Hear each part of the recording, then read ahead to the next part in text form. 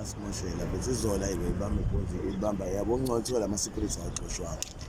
ahambanga inkunzi bebamba labantu basegoli phela kwakhona isisuthi bakubamba inkunzi osinawana izola ebusuku inhliziyo yami izaba buhlungu ngoba manje ngisaphothwe ibona manje yabo silabantu basegoli bazogcina sebamxwaya makuthi osinawana babamba inkunzi yona-ke mina impela ukuthi ngibasele ngoba manje sisebenza abantu end of the day ngizothi ngicela umuntu imali umuntu abedala ngitshela ukuthi ubuyele sibambe inkunzi buyikhiphe le nto sibambe inkunzi umuntu abona kanjalo lalela yazini banakho ukusho la kuma-comment ukuthi uBhekisoduma ngayibamba inkunzi ebusuku but abanye basuke beyidlalela yabo into engifuna ukukutshela yona ungalinge nangelilodwa ilanga uzama ukubamba inkunzi because abantu bazokubona babhale la noma abanye bekushuthe uzobe uphumile kubantu ne wenze sure mfethu ukuthi inkunzi awuyibambi angisoze nanso-ke yazi ungaphika ukuthi izolo bengiphethe ifoni yengane kodwa yesikole students phela bengiyiphelezele besiphuzile yabo engithathe ebusuku ethi akasiyikhiphe hayi vele yangidalela nami yabo dalela sahlala mnandi ngaphuza ngisho utshwala kade ngayigcina phuza ngayigcina ngiphuza ihenesi sahlala semanje siyahamba yolala nento ngithi hayi shiya izinto zakho mina wangithemba futhi wayishiya ngibanga imali engango-3,000 angisamboni-ke manje angisamboni inkinga kodwa ngihamba ngelapha e-res hayi bungathembi singihamba shona nawo manje seduze vele le-res ngithi anginike isecurity ngithi cela unginyalo fethu beqhamuka kodwa imali uzoyithatha mina ngicela ukuthatha imali lakwana ngithatha and wenze kahle ungabaleka ngoba phela uBhekisoduma uduma ithi namaphethelo manje ngicabanga ukuthi bengibaleka lo muntu beyidumisa le nto yaziwa phela izofika ngisho kwenye and nasegoli bayakuthanda kakhulu abantu kusona zonke indawo oJohannesburg bethu yabo ukuthi umcako ngishwade ngawugcoba ngisukela izolo ngiyabamba abantu abaningi abangiboni umcako ngugcoba straight izolo bungawuthenganga umcako uthenganga ngithi ngifika ngifika kwenye ngawugcoba ngiyakuzwa mfethu ngiyakuzwa so yazini brawami ngicela ukuthi ungangiphoxi ne ngoba kade sikhulumela izolo khumbula ngicela ukuphinde ngicezele futhi ngicela ungangiphoxi no angikhulumi ngale ka-60 rand ngiyaphinda futhi ngicela ungangiphoxi kuleli viki leli mfethu isifiso sami kungaba uLwesibili noma iFriday ngifuna ukuthi sihambe siyobona umama kuzoba kuwena ukuthi uyasala ekhaya noma uyabuya because into engiyaziyo ngeke ukuthi kuzothi ngesikhashana esincane bese uyasuka estradini yonke into izohamba ngesikhathi ugcina uzophuma kodwa into engifuna siyenze bra wami yazini ngifuna sifike ekhaya ungishaye ngisho ivideo ekhaya nje ungishaye nje ngihamba nje ekamereni khombisa ukuthi hayi umphetho wami lona lana ingane zasekhaya nje ushaye nje ivideo zasekhaya unanombhede ekhaya mani uhamba nini ekhaya mhlawumbe usuneminyaka emingako uhlala la emgwaqeni utshele nje iqiniso ngokhisimusi kuphela ngokhisimusi ngiyabasa kusuke kuphathe khisimusi kuphela futhi nakhona ngihlale kakhulu usuno-10 years uhlala la emgwaqeni khona ngibona ngathi uqinisile because abantu bayasho ukuthi hawu le ndoda siyikhule kangaka sayigcina incane yabo so bethi isifiso sami esithini ngifuna ukuthi uma siyobona umama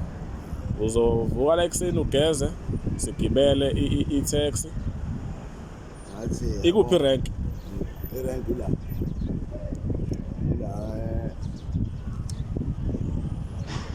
ikhona la workshop uma sikuba khona lapha emarket sithi siyakephi wathi kuphi sema-Run Hill sigibele ama-taxi kamamdikazi noma sigibele e-Auckland isiphetho kuzoshiya khona alright so kuleli viki mfethu angifuni ubaleke ne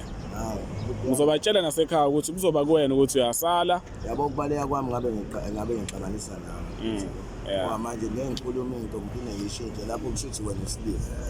into kanjani buka-ke mfethu njengoba ngithi ngifisa ukuthi sihambe sekhaya Friday malini uke ekhaya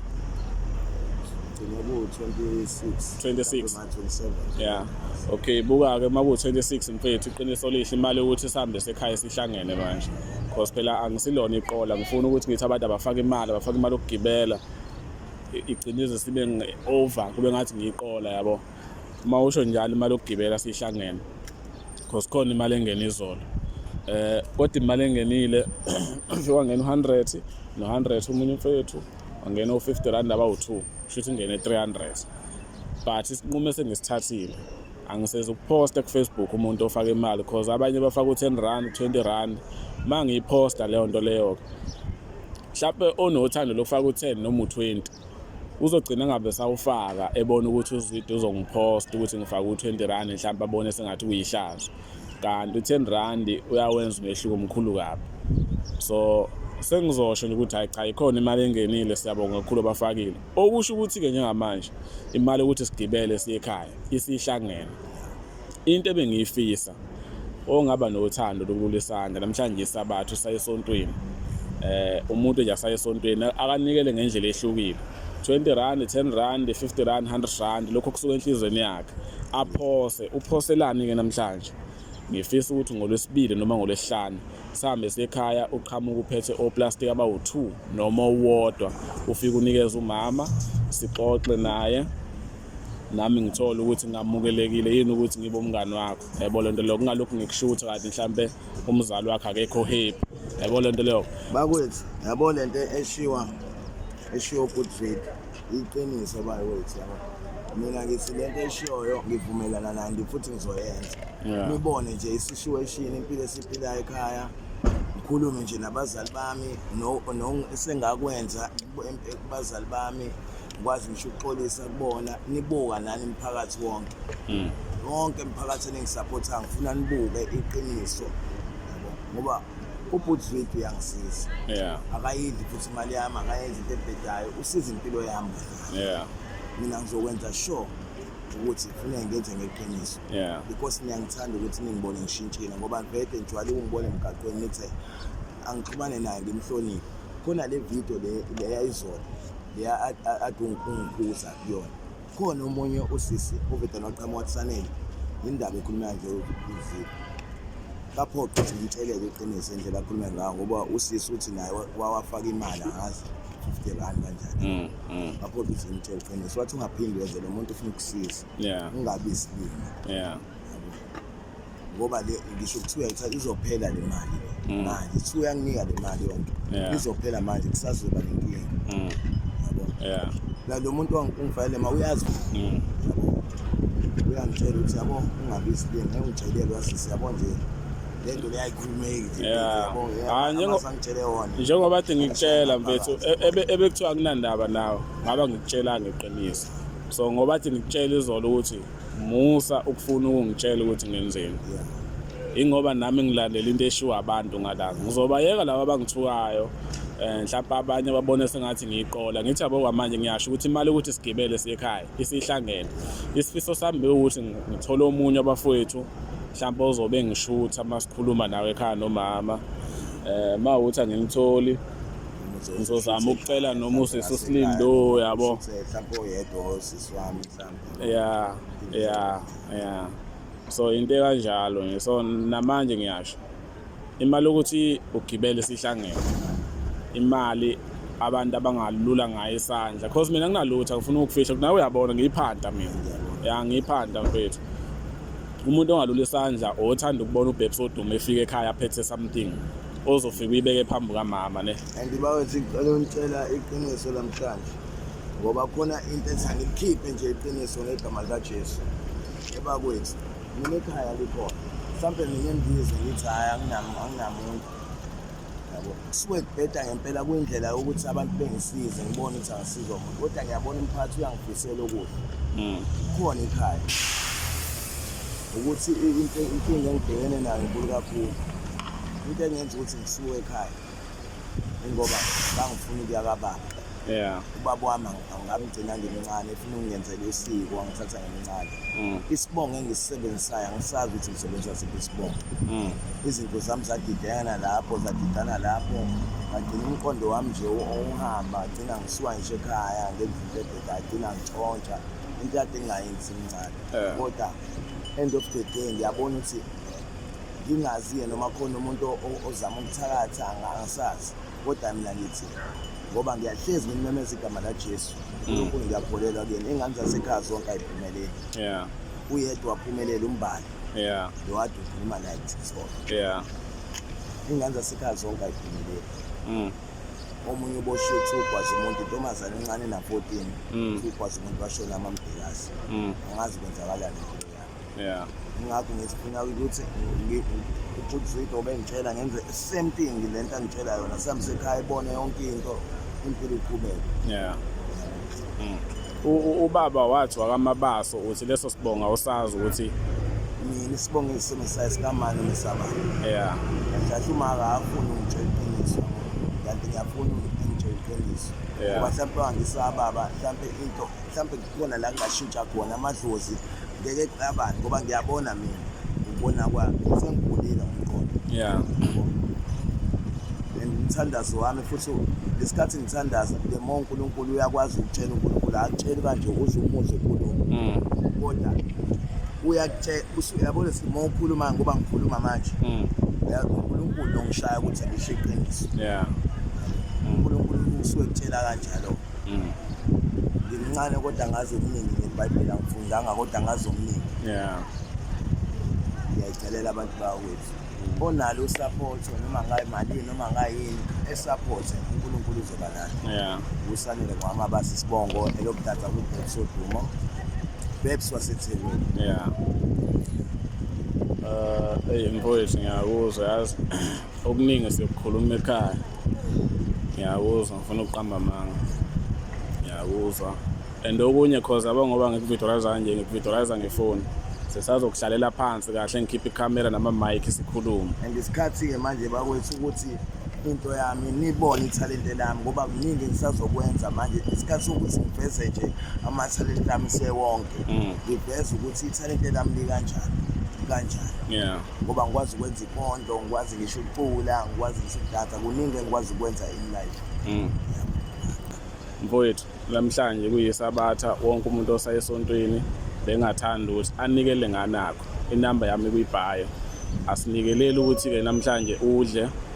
imali okudla nayo ngizoyizama nawe uzohamba uyophanda igcwalisela sinikelele ukuthi ngoLwesibili noma ngoLwesihlanu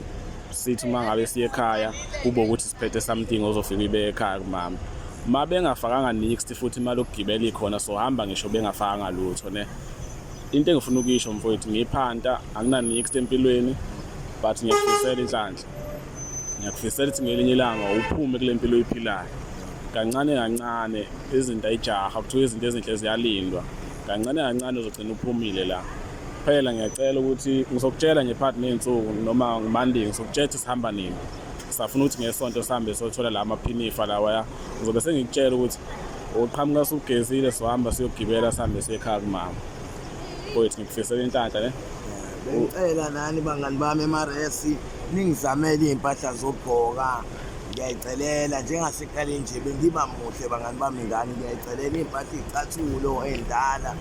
kodwa ezisagqokeka nje ukubonakala ngimuhle ngoba sekuzobe isikhathi ukuthi ngigoduke nibone ekhaya ngiyayicelela abantu bakithi. yeah ongaba nothando lokuthi mhlawumbe ufuna ukuyiletha impahla onyaweni wathi ugqoka size 8 enyaweni ngigqoka size 8 ibhlue ugqoka size ba ibhlue ugqoka size ba ibhlue ngigqoka u32 noma u30 yeah ngaphezulu small medium ngicathi medium yeah ongaba nothando lokuthi nawo size weblue noma u32 engingasawugqoka inamba yami kuyibhayo bafowethu ngangiWhatsApp ungitshele sihlangane lezi impahla zizothathwa yimina uma ziziningi ngoba umfowethu uhlala estradini bogcina sebemphuca nizoyithatha ukuhamba kwesikhathi ngisazocela umuntu onomshini wokuwasha ozosixhasa ukuthi masuke sifuna ukuzokwenza iwashing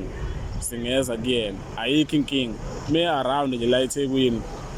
sizokwenza lokho kuBhebs Duma kuthiwa mhlawumbe ubhukhiwe noma ehamba uyobona umama ekhaya simcela sifakele emshinini lo muntu lowo impahla zibe clean uhambe uyogeza la ugeze khona izolo uhambe ekhaya uclean so onempahla ibhlue size 30 noma 32 okwasonyaweni usize 8 ngaphezulu umedium noma usmall inamba yami kuyibhayo ungiWhatsApp ungitshela ukuthi ufuna ukunginika kephi ngizoyilanda lezo impahla lezo because imali uthi sigoduke isikhona okwamanje mfethu uzohamba uyobamba ukubambayo la udle nawe uthola amandla ukuthi uphante okuncane okukhona lokho engikushotha abantu bekufakile imali engithi sizogibela ngayo uma ukhona omunye ofakathi uBhebs Duma nathi maludli lungile uzodla but lesa khona cela ukuthi singayisebenzisi noma kanjani ufuna kufika usuku lokuthi sigibele sihambe siye ekhaya ukuze kungathi kuzwitwa i-scam angisona i-scam phela into njalo uthi uzwile i-scam usuke control of Satan kanti uSathane unamanga ungamvumeli wemfethu uSathane ngathi uNkulunkulu ungiphe umuntu olungile impilo lo muntu lo uzwithi ngumlethele uNkulunkulu mhlawumbe bazalwane mina understand bengihlupheka kangakanani kodwa lokho ekufika uzwithi sengikwazi ukudla ngisho bonandozi ngidla ko-KFC ngiyageza ukugeza ade ngigcineni kodwa manje sengiyakwazi ukuyithanda into yade nivede niyifuna neqaleni and ngibonge nimjabulele lento ayenza kumina and ngibongile izolo ukuthi mangithi hambe uyogeza wahamba wayogeza wabuyisa ugezile ngempela so ngiyayithemba naleyo ukuthi mase ngikutshela ukuthi ekhaya sihamba nini uzongifica la ngizokutshela ukuthi sihamba ngosuku olukuthi ungificelane nayo-ke nje into ezokwenzeka mfethu kodwa-ke ayikho inkinga ngohamba mfethu uyophanda ngendlela ophanda ngayo mhlawumbe sengoze ngikubone kusasa uma ukuthi ufikile la ujabulisa abantu uzoqhamuka kuwena ngizokushutha ayikho inkinga mfethu ne sharp